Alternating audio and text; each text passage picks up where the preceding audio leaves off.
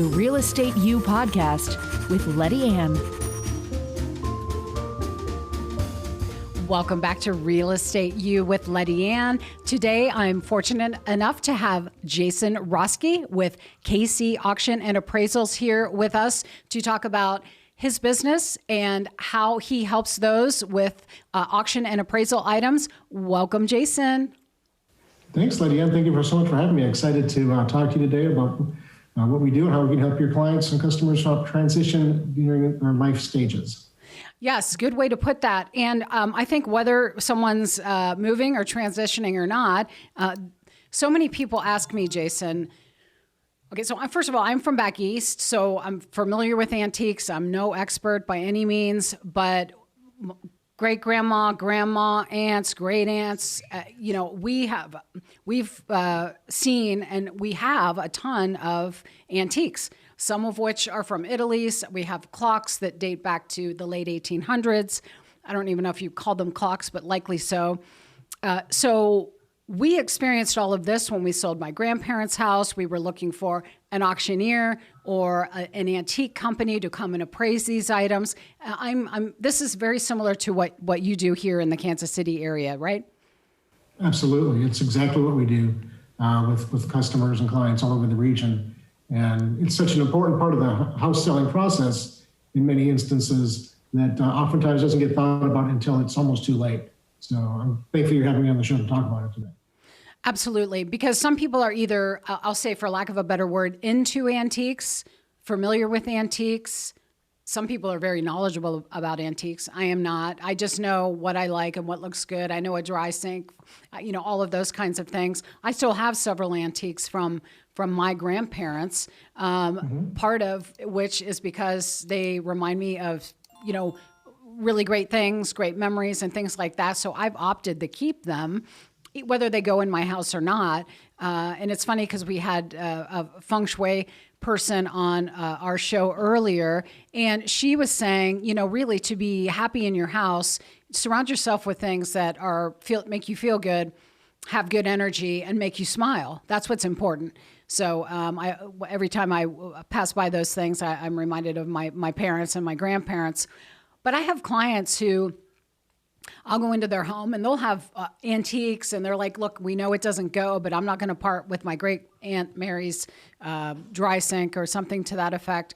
But then other people are ready to relinquish it. They'll say, we can't take all of this furniture with us. And it may not even be furniture, right? It could be a wash basin, some porcelain items, anything, the things behind you. There's really cool posters behind you and prints and whatnot. They said, our kids don't want them. They look at me like, what do I do? I can't take this with me. The kids say, I don't want any of this. How's the antique market? I'm just blessed to know that you're there. So I can say, call Jason, here's his number, reach out to him. He will help you through the process. So there's so many things to talk about. Where would you like to start? Maybe you can help me with the direction of where do we start? Right. So more often than not, we're working with the realtor. It's usually an estate situation, right? Somebody has passed on, is moving to a retirement community, and they're going from a big house to a small house or beyond that. And so the first thing we talk to people about is communication is so important between the patriarch or matriarch of the family and the family itself, right? Understanding what they want and make sure that you talk about that kids don't want stuff. It's kind of a misnomer. It's always been that way. That's live differently now. Yeah. I'm in that generation where I was a latchkey, and I'm just that really weird generation between the 60s and the 90s, right? But like my son, who's 18, the girls he goes to school with and young women he goes to school with, they're not thinking about getting married and starting a family. They're thinking about getting an education and starting a career. And so their ideas of what they need when they're in their 20s is so different than a generation or two ago. And so it's not that they don't want it, it's just that their life is different. And so understand that as the person whose things they are, don't guilt your family into keeping it because of those reasons. But also as the children, whether that's children or grandchildren, be listening and cognizant of why those things may be important to your family outside of the fact that it's just an old piece of furniture. Sometimes the stories that go along with it, like you said, are so much more important than the object itself.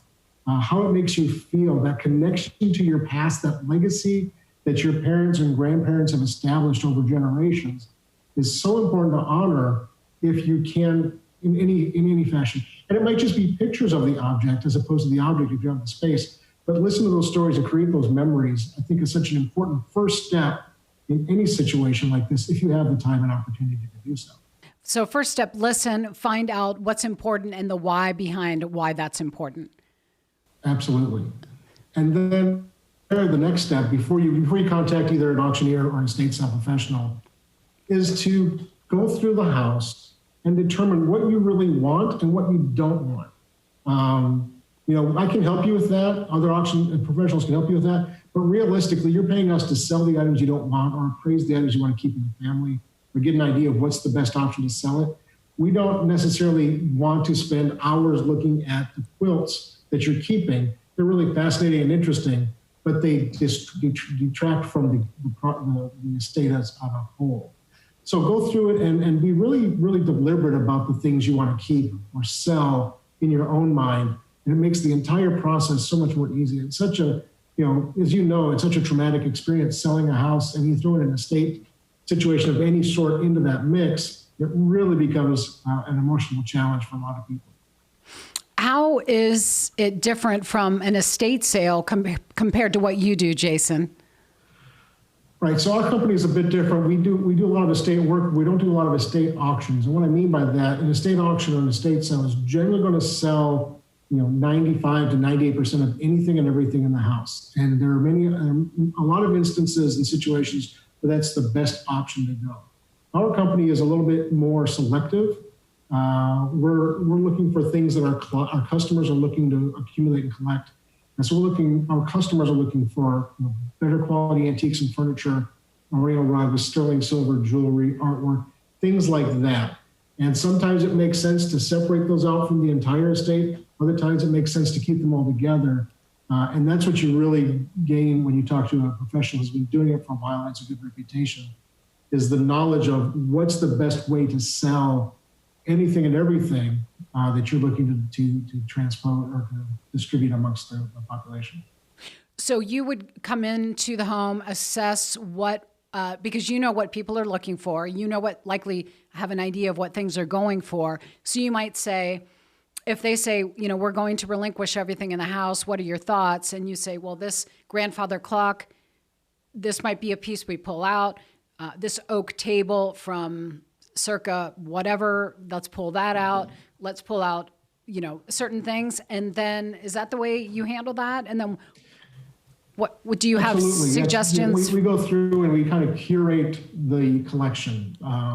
And in discussions with the client saying, the online marketplace is the best place to sell this. These things would do better at a tag sale.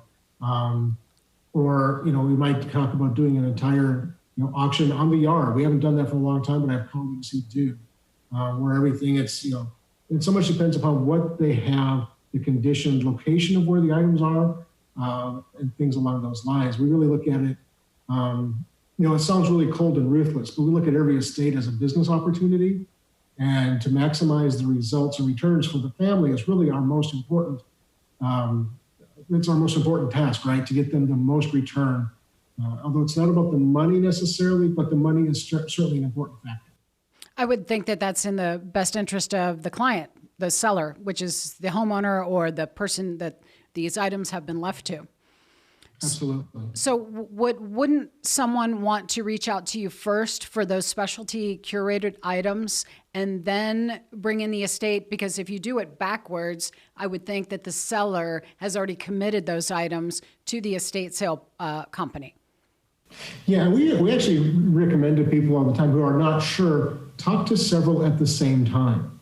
We are often talking to people at the same time as the estate sale companies and other auctioneers in town, because it just makes sense, right? And we all give them our own ideas of what's best based upon what we're seeing, but also what we do really, really well. If somebody contacts me as a collection of, say, firearms, I can appreciate them, but I don't have a customer base for them. Somebody contacts me with a collection of jewelry. Well, we get really phenomenal prices around the country for jewelry. And so we're going to talk to those people in different tones and different ideas about what's the best way to go forward. And for us, if we're not the best option, we will refer a project to somebody else who's a better fit all day long. We refer way more than we do because it's just best for the client. Who is your, walk us through like a typical scenario of who your client is. When the phone rings, hi, Jason, can you help me with, what's your typical phone call? Right. So generally speaking, we're talking to a daughter. A daughter? And I don't, yeah. Okay. Because, somebody's mom and dad have either passed on or they're downsizing, and the daughter takes responsibility for the process of moving and selling. I've been that daughter. House. I've been that daughter. So yes, I get that. Yeah. Yeah. And there's a lot of reasons for it, none of which are that important, but that's just the reality. So the daughter usually calls us, or the niece or somebody in that capacity, and says, my parents, my grandparents, my aunts, my uncles are doing this, having to transition. What do we do? There's a lot of confusion. How do we determine what should we sell? What should we keep? And how do we do those? How do we maximize it without being greedy? How do we, there's all these different emotions going on, right? Estate trauma is a term that's come up recently that it really applies here, because not only are you going through a really difficult situation in selling any home, it's one of the most traumatic experiences of any life, but you're trying to determine, what do we do with decades or centuries of family lore and the guilt associated with that, or the joy or the pain associated with all those things.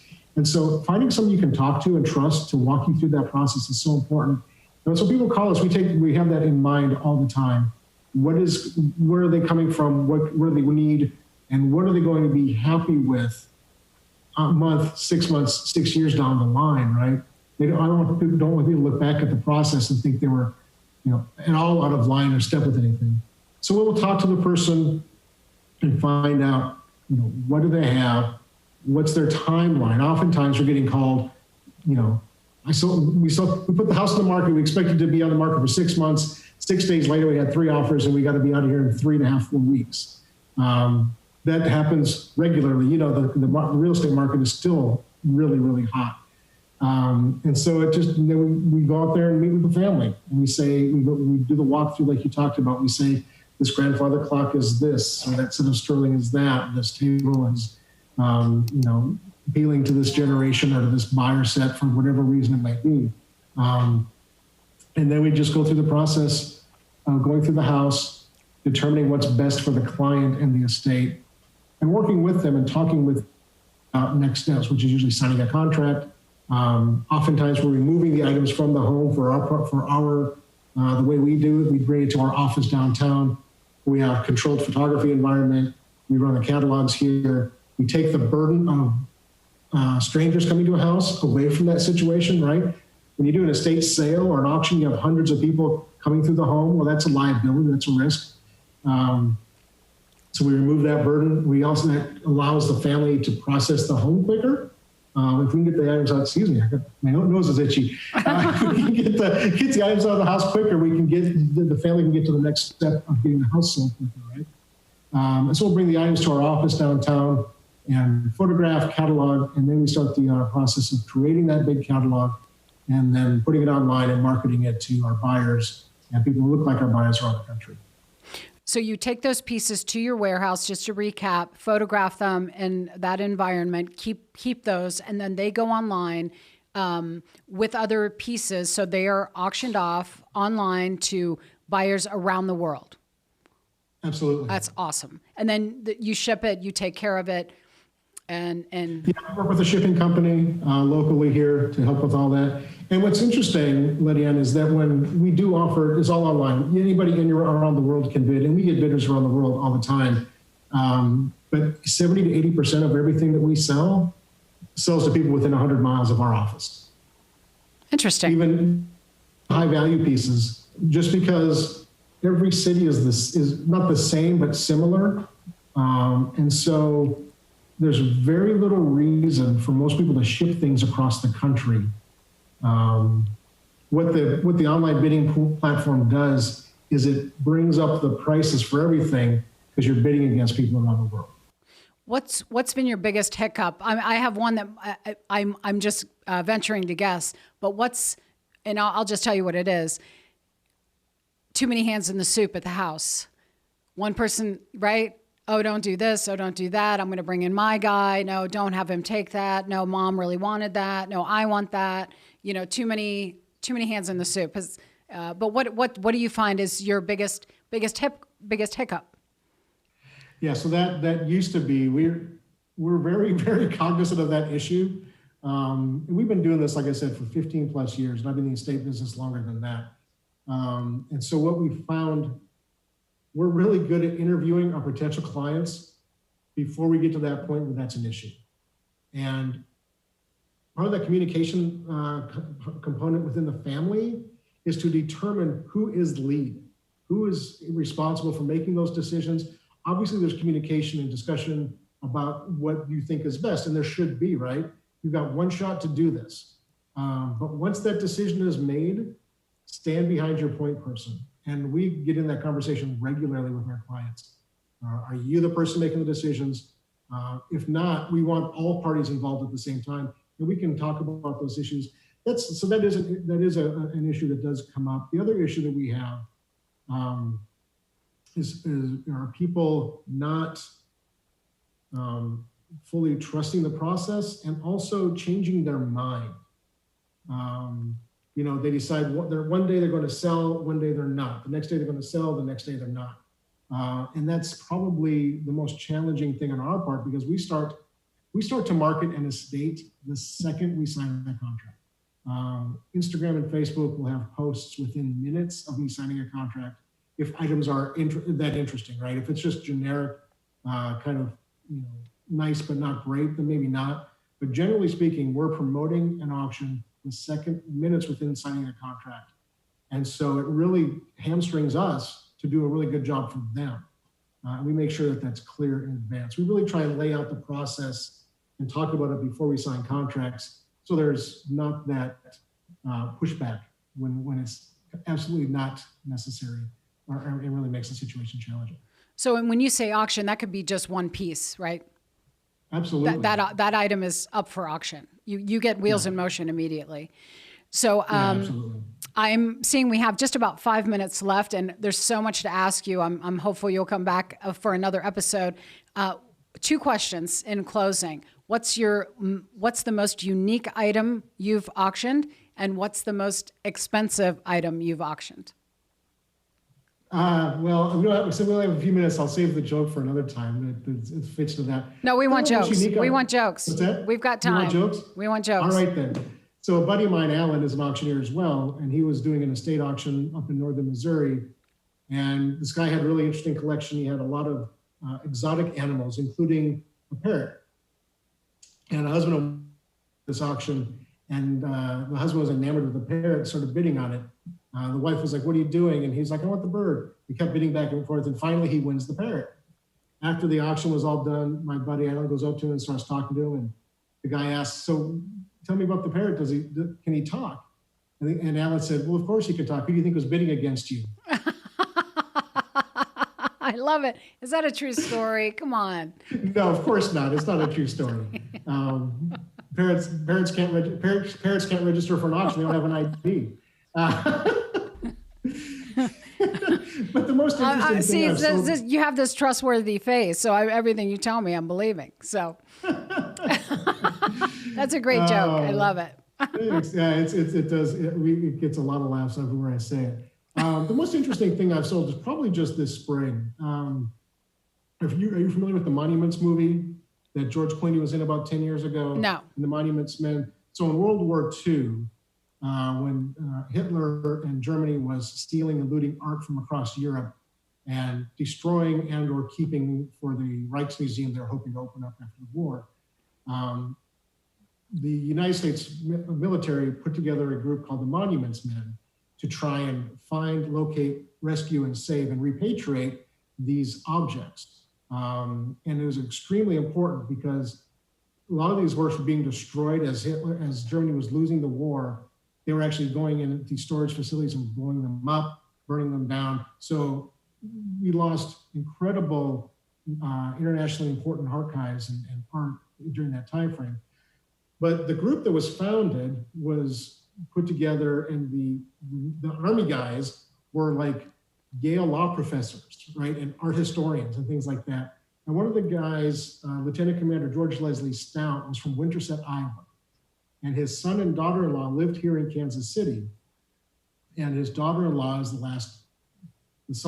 father died obviously a long time ago. The son passed away many, many years ago. And she had his original diaries from the time spent in country finding and locating these pieces. Oh, wow. Wow. And how thick was it? There was 3 volumes. They're all about this thick. There was 3 volumes. They're about this size. Very big. Actually, about the size of my Daytona, right? 3 of those volumes and a few other odds and ends. Did she know what it was? Absolutely. Yeah. Okay. She'd been interviewed many times. She was actually interviewed when they made the movie that George Clooney was in. The Smithsonian had actually transcribed all of those diaries, so they were online already. But it was still so amazing and fascinating for me to sell those. And a lot of people agreed. And in fact, the Smithsonian did buy them from the auction, which was a pretty cool deal. What an opportunity. And yeah, what an absolutely. opportunity for you to be on our podcast today. I will certainly keep you in mind. We'll talk further. So again, I'm speaking with Jason Roske with KC Auction and Appraisal.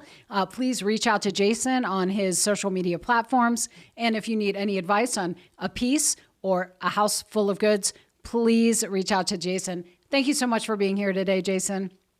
Absolutely, Lettiann. It was my pleasure. I look forward to doing it again. Thank you. And thank you for tuning in to another episode of Real Estate U with Lettiann. We'll see you on the next episode. The Real Estate U podcast with Lettiann.